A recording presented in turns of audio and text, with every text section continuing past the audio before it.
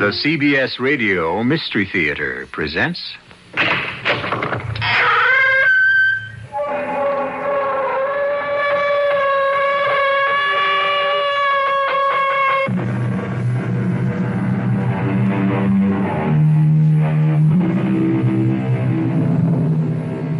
Come in.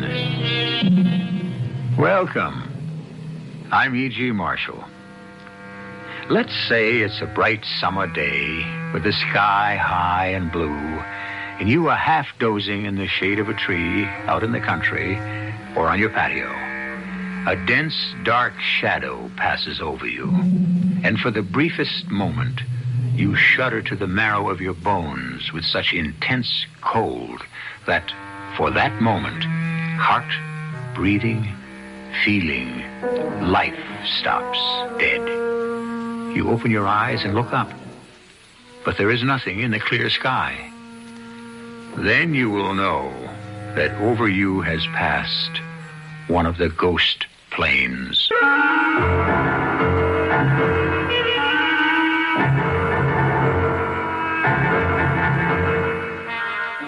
Our mystery drama, The Ghost Plane, was written especially for the Mystery Theater by Ian Martin and stars Richard Crenna and Janet Waldo. I'll be back shortly with Act One.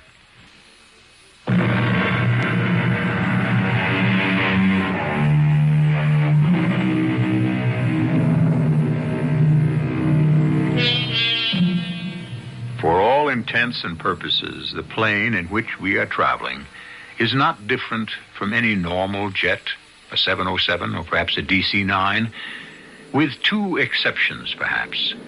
There is no first class, as if it were a charter plane, and it carries only two lone passengers, both of them apparently asleep.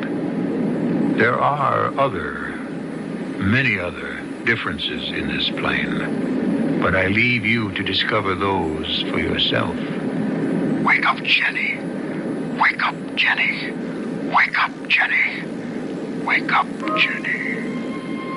Where am I? A plane? I wasn't going on a plane, was I? Or was I? If I am, where to? What for? I can't be awake. It doesn't feel... And yet I'm not asleep, I know that. I can hear the engines, feel the vibration. Oh, there's a stewardess. Except she looks so old. I never saw an old stewardess on a plane before. But at least I can ask her. Oh, why did she have to stop by him? I hope they don't talk too long. Herb Moss, wake up. Herb Moss, wake up. Herb Moss, wake up. I must have fallen asleep. It's funny, I don't feel tired. I can't remember. Chicago? St. Louis? No, I didn't have an out-of-town trip this week. Did I? Wasn't I up at the lake? Well, then, how... Oh, stewardess! Yes, sir. Can I help you? The seatbelt light is out, so I guess it's safe to smoke? In the rear of the plane, it is permitted to smoke. Oh, thanks. Yeah, how about rustling me up a double martini, real dry, to go with that? Oh, I'm sorry, Mr. Moss. There are no drinks served on this plane. Not even a little wine with dinner? No meals are served either. No, that's the way it is with charter flights, huh? You could call this a charter flight. Yes, sir. It's not a through flight, I guess. There'll be some set-downs. That's correct, sir. Well, I hope for your sake business wasn't all that bad. Just two of us. How many are you expecting at the next stop? I don't know that yet. Excuse me. I think I'm wanted up front, Mr. Moss. May I be of assistance, Miss Wallace? I know you're going to think this is real dumb of me, but I fell asleep, and waking up, I'm so spaced out, I can't remember. I mean, where are we going? I'm sorry, dear. I'm not allowed to tell you that. You mean I'm some sort of prisoner? Oh, no, not at all. You can go anywhere in the plane you like, except the cockpit, of course. Now, if you'll excuse me, I think perhaps the captain wants to talk to me. Well, no, wait, please. Oh, just a minute. There's so many things I want to ask you. It really wouldn't do any good. I wouldn't be able to answer. Well, just one thing. Is this some sort of a hospital plane or something? I've told you all I can tell you. Oh, Lord, what is it? Some awful dream. Oh, I'm scared. Oh, Mom. Pop. Someone, please. I'm so scared. Oh, excuse me, miss. Oh. Hi. Hello. Well, there are only two of us in the whole plane, so, well, to tell you the truth, I could use some company. So could I. Oh, wait a minute. I'll slide over so you can sit down. Oh, thank you. My name is, just a minute. I should have my business card. Herbert Moss. I'm with Troy, Train, and Kenward. That's an advertising firm. Well, as long as we're talking together, I think I should ask your name. Me? Oh, it's Ginny. Ginny, she called me. Oh, wait a minute. Let me look in my bag. There ought to be... Yeah, here. My ident card. Ginny Wallace. That's me. Lousy picture, huh? No, not at all. Nobody your age takes a bad picture. You also didn't seem to be sure of your name, Ginny. Ginny, right? But don't look so scared, dear. You have company. Why do you think I went groping for my business card? I wasn't sure of mine either. No kidding. You weren't? Honest? Honest. I'll tell you more than that. I don't know how I got on this plane. Do you? No. And I can bet you something else. You probably don't know where this plane is headed for, do you? No, I don't. And the stewardess wouldn't tell me. Or me. Another thing. I've looked through all my pockets and I can't find any carbon copy of my ticket, luggage checks, anything like that. I feel so scared. You don't think it's like one of those skyjack things, and where the hostage is like, I mean, well, I could figure you, but why me? Skyjack. No, I don't know it's possible, except... Except what? Well, why don't we know who we are? Remember where we're going. Let's try some questions. Do you have any brothers or sisters? Sure. 2 sisters and a brother. How old are they? Younger than me. Mary's 14, Margaret's 11, and Tommy's only 7. And your mother and father? Pop died a while back. Mom's alive. You live with the family? No, I was going to say I didn't anymore, but, well, it's going sort of blank again. All right, now let's not push it. Or you. All right, let's think about me. Well, we know you work at an advertising agency. What do you do there? I'm an account executive, vice president in charge of Magnum Brands. Well, I bet you live outside the city and travel in commuter trains with bar cars and all like that. And I bet you're married, right? With kids near my age? Yes. Brian's at college already, and Adrienne is... Yes, of course I'm married, and I live in Greenridge. Wait a minute.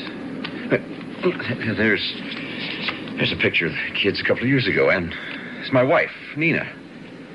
Here's some other pictures of the kids. And that's the house. And this one, too. Oh, beautiful. Oh, whoops. Oh, you dropped one. Who's this? Oh, that's my secretary, Barbara. Oh, good Lord. What is it, Mr. Moss? Well, nothing. No, it's nothing. I forgot to leave her some instructions about a meeting. What day is this? I don't know. I don't even know the date. I have a feeling it's terribly important for us to know just what this day means. To both of us. Oh. Jenny, what is it? Oh, just the way you said it. You gave me goosebumps all over. I know the feeling. I don't like anything about this. Look, on a plane like this, there should be more than one hostess. I'm going up front to get some information about where this plane is going. Why don't you go aft and see if there isn't another hostess in the galley? You mean like in the back? Yes, I'm going to check the pilot. Okay, Mr. Moss. Pilot? Pilot or somebody. I want to talk to you. I demand that you open this door. This is your captain. Will all passengers please notice that the no smoking lights are on and that seat belts be fastened. Please resume your seats immediately. We are preparing to land. Passengers will resume their seats immediately and buckle their seat belts. Please put out all cigarettes. We are preparing to land. Oh, we're falling, Mr. Moss. The plane is falling. No, it's all right, Jenny. We're just diving a bit deeply, that's all. I feel kind of sick to my stomach. Now, slide in and sit down. Sit down. Oh. That's the girl. Now, keep your mouth open and swallow. And fasten your seatbelt. Hold up tight. Now, listen to me. I don't know what you plan to do, but when we land, whatever it is, I'm getting off this plane. I'd advise you to do the same. I don't know. I mean, I've only got a couple of dollars. Don't worry about that. I've got money and credit cards. You want to get off with me? Oh, yes. The moment I tell you to, snap open your seatbelt and head with me for the exit. This is your captain.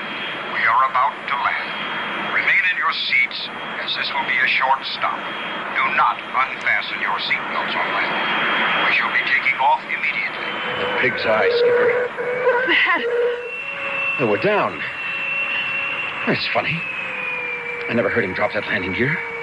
Are we all right? Now, as soon as we come to a halt, snap open your seatbelt and follow me. Oh, yes, Mr. Moss. Okay, now. I can't. The buckle won't open. As soon as I get mine. Oh, damn. Oh, I knew something was up. I sure would like to know what the devil is going on. What is it, Mr. Moss? These damn belts are gimmicked somehow. We're trapped in our seats. Whoever they are, they're not going to let us get off. Who are they? I don't know, Jenny. I'm afraid even to think.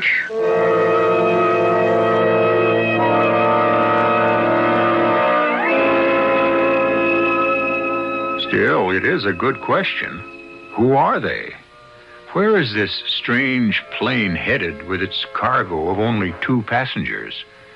Why is the hostess an elderly woman? And what is the rest of the crew like? And why have they stopped at, wherever they have stopped? And who else or what else is coming aboard? I'll return shortly with Act 2.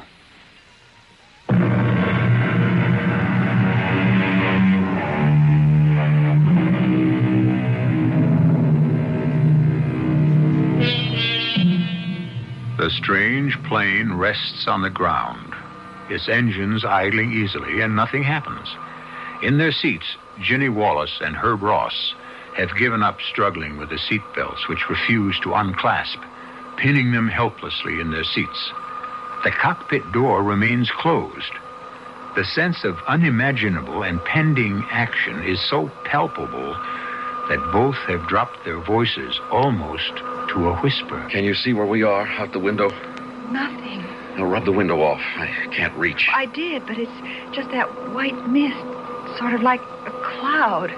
I mean, outside. No lights? No movement you can see? No. What's going to happen to us? I don't know. What's that? Bring them on board. Who is it? I can't see over the back of the seat. I don't know about the passengers, but it's the stewardess who was up front. How did she get to the rear of the plane? I don't know. Shh. That's it. Mr. Schaefer in K1. Strap him in and... Stewardess? In a moment, Mr. Moss. Miss Newman in S1 and Mr. Downing in S2. Make them secure. Stewardess, I demand to be released and let off at this stop. Thank you, boys. As soon as you're out, we'll button up and take off. Stewardess! Do you hear me? Didn't you hear? Why won't you listen? We are in the takeoff run. Please do not smoke and make sure that all safety belts are fastened. Not release until a light goes on. Did not release. It's for laughs. Who has a chance? Can't you stop it, Mr. Moss? Some way? Yes, I can't, Jenny. I think you must be beginning to realize that as well as I do. Wake up, Danny Schaefer. Wake up, Danny Schaefer. Wake up, Danny Schaefer. Wake up. Where am I? What is this? A plane? Are you quite comfortable, Mr. Schaefer? Who the devil are you? The stewardess. You gotta be kidding, an old dame like you? Hey, what kind of an airline is this, anyhow? At the proper time, you'll know. Excuse me, I have other passengers to attend to. Wake up, Carol Newman. Carol Newman. Carol Newman. Carol Newman. I don't want to wake up. I don't ever want to wake up. I took care about that. What am I doing on a plane? Who's this guy next to me? I don't fly tourist. Wait a minute. Let me think. Wake up, Bruce Downing. Wake up, Bruce Downing. No. Oh, no, I couldn't. Not now. Not now. I made the big chance. I can't blow it. I can't. Only I have. I know it. Damn motor is still running. It's still... What? I'm not under the car. I'm on a plane. It's all right. It must be all right. Quite all right, Mr. Downing. Yeah? I say for the moment, it's quite all right. Where are we headed? On the passage you booked. Now, if you'll excuse me, I have to make quite a few preparations. Hey, wait a minute. Damn. What's the matter with this buckle? He's messing around with it. I tried. Some new safety gimmick, I suppose. Won't release till the seatbelt light goes off. Oh, well. What's the difference? You mind if I smoke? No. If you have a stick, I'll join you. Oh, no grass, ma'am. I mean, I'm strictly keep off the grass these days. Just straight old filter tip. Did I ask for anything more? You didn't have to. We're two of a kind, right? And what does that mean? We've been down a lot of the same roads. Yeah. I've been down the same roads, I guess. Just a few more of them than you, Sonny. You weather pretty well. And a couple of years doesn't give you any right to that Sonny. You can call me Bruce. Bruce will do. I'm Carol. I've got a case of the who the hell am I, how did I get here blues, too.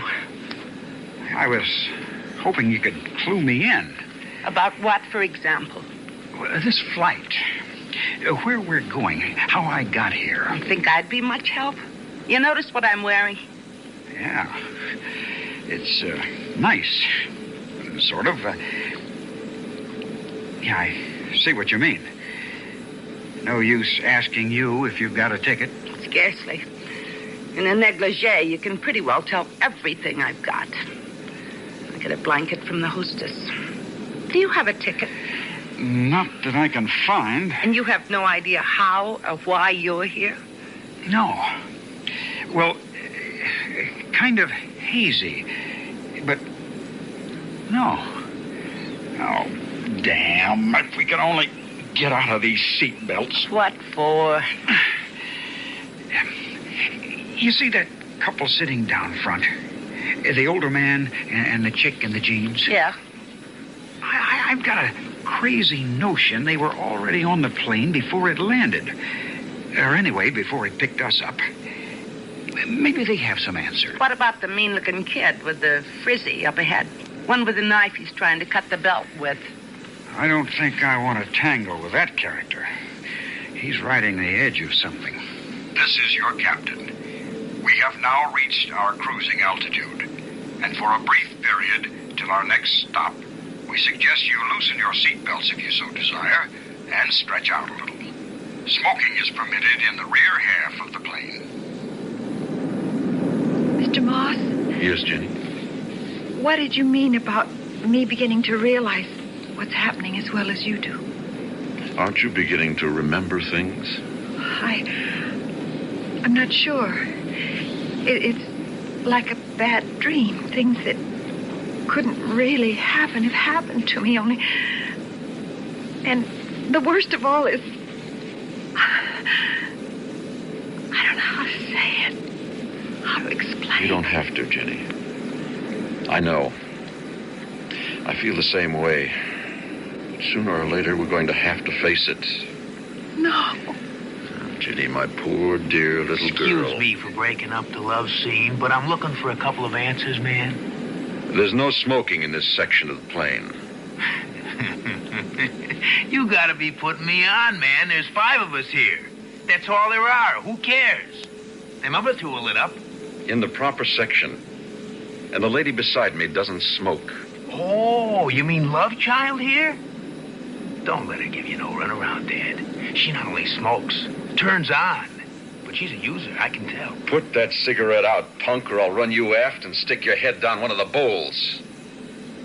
Tough guy, huh? Still feel so tough? A knife. Oh, Mr. Moss. Take it easy, Jenny. I don't think he wants to try to use it. It's just supposed to scare me and try to prove what a big man he is. Hey, now, don't ever kid yourself. I got nothing to lose. Now, let's answer me a couple of questions. Such as? Where's this plane headed for? I don't know. Now, don't give me that. You were here before we got... Before... Or however we got here, you must know something. Don't you know why you're here? Hey, man, would I be asking you if I did? Hold it. What do you 2 want? The same thing you do, apparently. Information. Our seat belts. Mr. Moss, we can loosen them now. Yes, Jenny. I already have. Come on. Let's start cluing us in. What is this, a prison ship or something? And why would you think that? Will you lay out... Hey, what's the idea to get up you're wearing? I don't know. It's what I had on when I woke up here on the plane. You mean you 2 were shacking up and he brought you aboard in your fancy nightshirt? No, there? she doesn't mean that. The first time I met this lady was on this plane. I don't even know how I got here myself. And why don't you put that knife away? And why don't you cool it? I ain't letting this out of my hand till I get a slant on what this whole gig is, see? My name is Herbert Moss. This is Jenny Wallace. Who cares about names? We should get acquainted since we're all in the same fix. Well, all right. I'm Danny. Danny... I don't know. Somebody must have slipped me a Mickey or something before I got carted on here. I can't think. Jenny and I had trouble remembering who we were. How about you 2? A kind of a voice whispered my name to me. Yeah, me too. That's how I knew my name. Yeah, right on. Same with me. Like I was coming to. Wake up, Danny. Yeah, the old bag in the uniform. She said Schaefer. That's it. Danny Schaefer. Downing. Bruce Downing. That's me. And the voice said Carol Newman. Newman! Oh, well, great. Now we're all buddies, okay? But look, I'm asking you, Dad, what's going on? What do you know? I told you nothing. Don't give me that. I heard you say something to the love chick here when I came up. Something about face it. Face what? Doesn't anybody know? Or guess? It's all just bits, pieces, things that won't go together. I can't remember it straight. Yeah, it's like that for me, too. Mr. Downing? Yeah. That's about the size of it. One thing I do... it doesn't tie in right away. How about you, Dad? Well, I'm beginning to remember a lot more than I want to. All right, now what does that mean? Now, answer me a question first. Do you remember anything? Yeah. I remember plenty. I've held up stores, run numbers, lifted, hoisted cars, you name it, ever since I was 14 years old. But only to put something in my stomach. The last thing I do remember is I finally went for the big one. Murder one. I was robbing a store and a cop tried to jump me. And before I could think, I had the shiv in him and I knew he'd bought it. So that's to clear the air. I don't really care about none of the rest of you. All I want to know is what am I doing in this bleeping plane and where are we headed and how do we get off of here? And this time I expect an answer, Dad. Because I think you know. I don't know exactly. I'm only guessing. For two reasons. Spill them. First, you all heard Danny. He's done plenty to be ashamed of, even if he wouldn't admit it. I think the first part of that statement is what all of us have in common. We're all deeply ashamed of something or things we've done. That's number one. What would I be ashamed of? Or me. I didn't do anything wrong. Shut up. What's the other thing we got in common? Take a look at your windbreaker, Danny. Yeah, what about it? There's a hole in the front. So what? Unzip it. Look at your shirt underneath. Or pull up your shirt and look at your chest. Hey, come on. What are you trying to pull? I'm trying to answer your questions for you. And for all of us. Okay. Hey. I'm all blood. What happened? I'm guessing that police officer you knifed had a partner and that he shot you. Right through the heart. I got a hole in my chest. Big slug, at least a 38. Jeez, a hit like that, I must be... Oh, no, I can't be. I'm afraid you are, Danny. I'm afraid all of us are. You mean we're dead? This is your captain. Will you please be sure that you are seated and have fastened your seatbelts? Please extinguish all cigarettes. We are coming in for a landing now. Thank you. Better fasten up, everyone.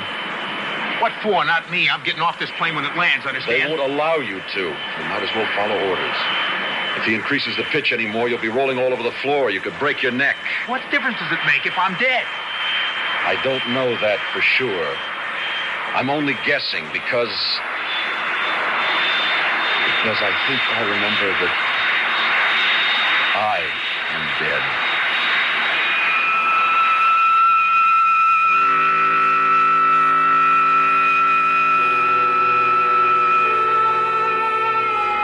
Has Herb guessed the truth?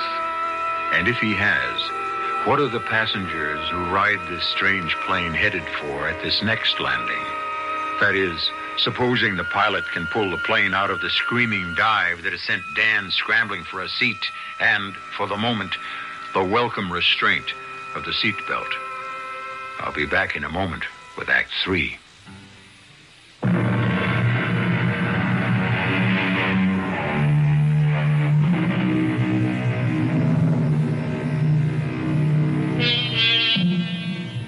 Again, the great plane lies earthbound, or at least not in the act of flying. Again, swirling mists mask whatever may lie outside the cabin where 5 people sit imprisoned now. And again, the motherly but elusive stewardess superintends the boarding of new passengers. This time, only one, who is seated in the very rear. And now, with his arrival, there is a new surprise. Ladies and gentlemen, may I have your attention, please? Hey, look, I want to talk to you. I want to get off. Please, quiet. Please help us. We want to get off. Be quiet and listen to me, please. I have something to explain. This will be the last stop before your destination. The passenger who has just come on board is the Reverend Dr. Pell. He will join you as soon as you are airborne. I will not be with you for the rest of the flight. May I wish you all goodbye and good luck.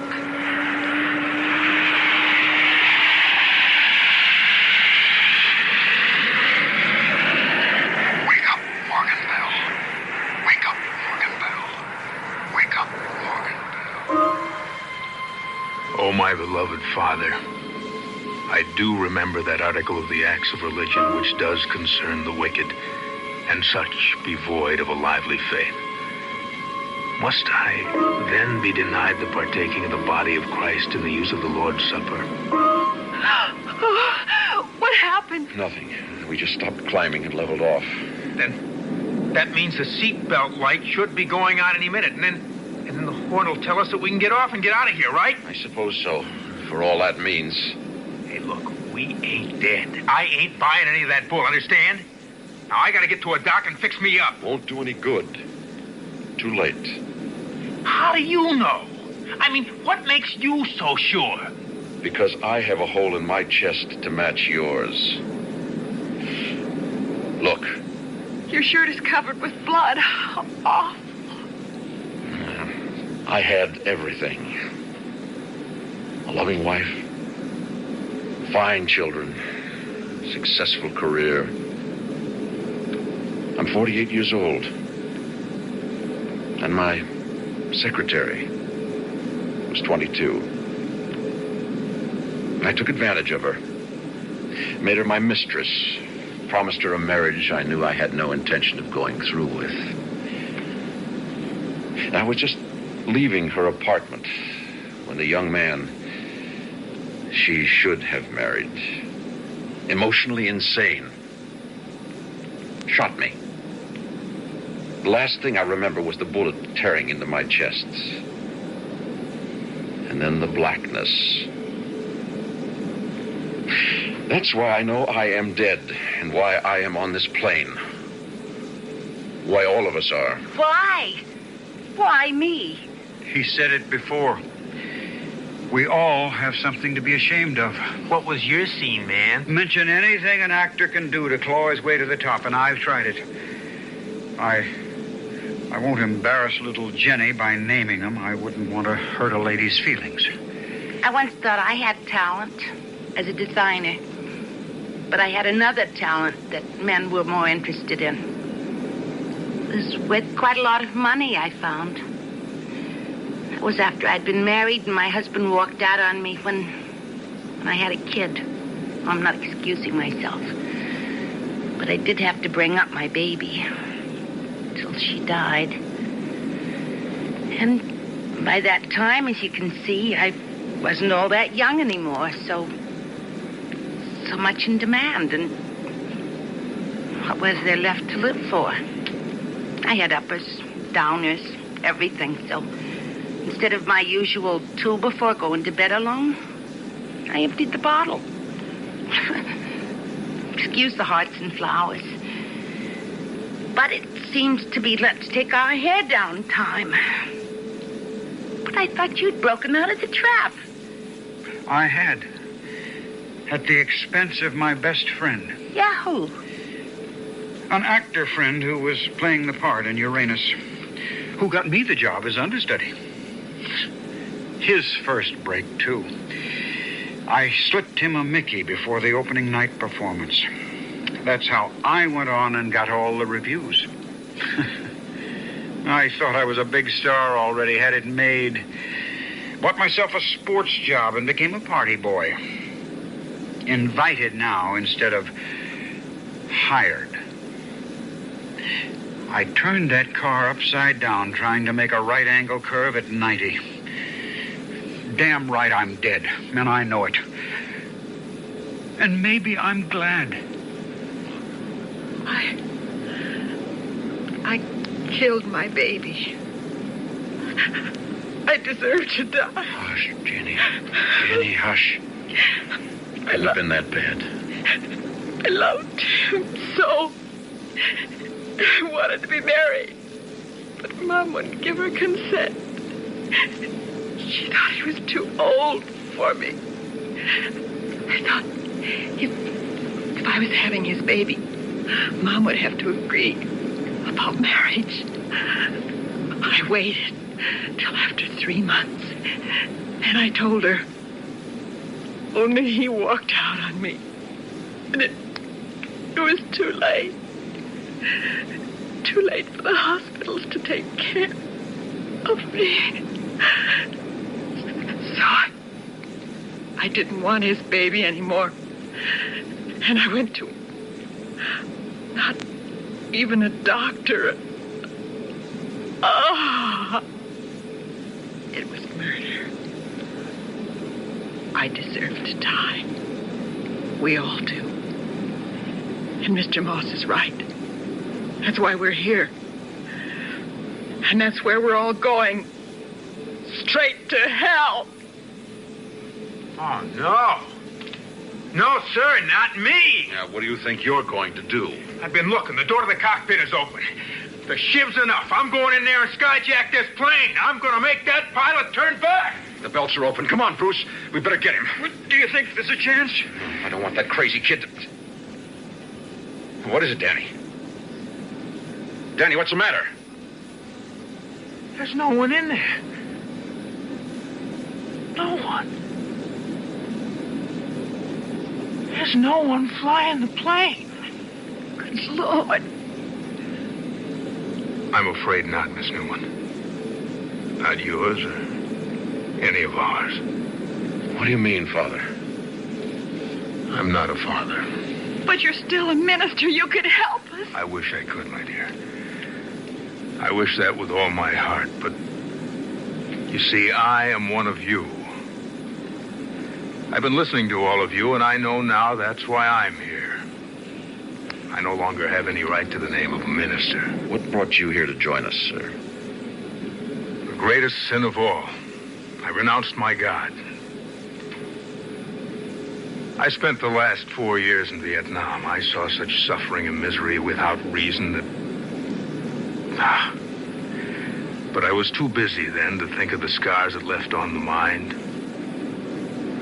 It was only returning to the United States, wanting to pray for those poor people I'd known and for the agony of our country and all the world that suddenly I found there were no more words. There was no more belief. Everything had been wrung from me. And my faith was gone. How did you die? By God's hand. I was passing a crowd, lost in my own thoughts and the struggle in my mind, and a policeman came to me and said there was a boy on a ledge, threatening to kill himself unless they found him a minister. I went up to that high place and out on that ledge, and I asked him to come in. And he said to me, "Father, why should I come back to a world where there is no God? Tell me, convince me that there is one, and I will come in."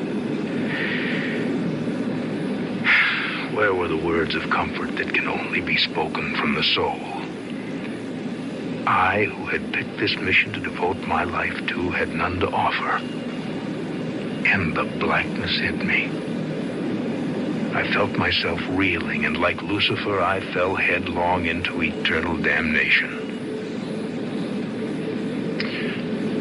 I wonder whose is the greatest sin. And does it matter after all? I'd guess that religion has touched me less than any one of you. But I still have hope. Hey, man, what are you talking about? You're the one put the whammy on us from the beginning. You're the one first put us all behind the 8 ball. Whatever all of us did, we were human. Human, born to make mistakes. Big or little. If we didn't, we'd be God. Or gods. Each of us carries our private hell within us. I cannot conceive of anything beyond that as punishment. The whole idea of God Surely means compassion. What's that? We're landing. Without any approach? In midair? What does it mean? Hey, help me. Hey, knock it off, Danny. Hey, ain't you scared? Sure, but not so much after what Mr. Moss said. Plane's coming to a halt. Bruce, you said we were two of a kind. Yeah. Then can I hang on to you? I'm terrified. Sit down, everyone. Let's not waste time. Who are you? Traffic control, of course. Are we in hell? Not yet. May I ask where we are? This is sort of a halfway station. We have your dossiers. You have all made mistakes of greater or lesser value. That's neither here nor there. You have reached what is usually called the point of no return. That is, the point on a journey where you are exactly halfway. And so you have a choice. Do you wish to continue, or would you like to go back to where you were before the moment of finite death? You mean we are not condemned everlastingly? No one has judged you as yet but yourselves. None of you returns to face an easy life, but if you want to, you may. You mean there is a God who offers us a second chance? Of course. Everyone deserves that, don't you think?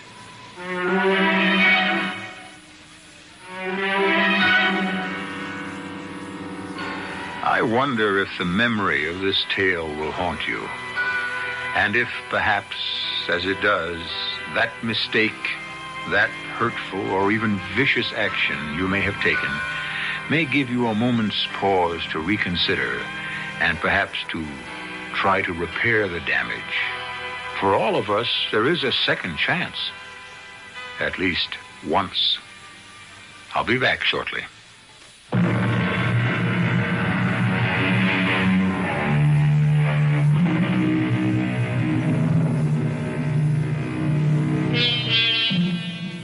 A girl named Ginny Wallace had a fine baby girl.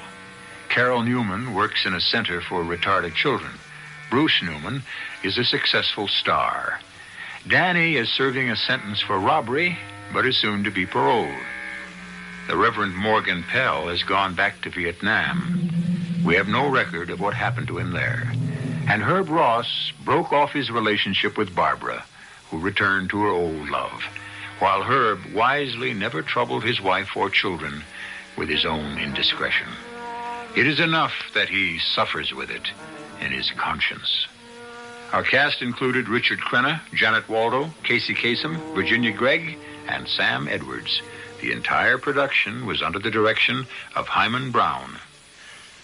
This is E.G. Marshall inviting you to return to our Mystery Theater for another adventure in the macabre. Until next time, pleasant dreams.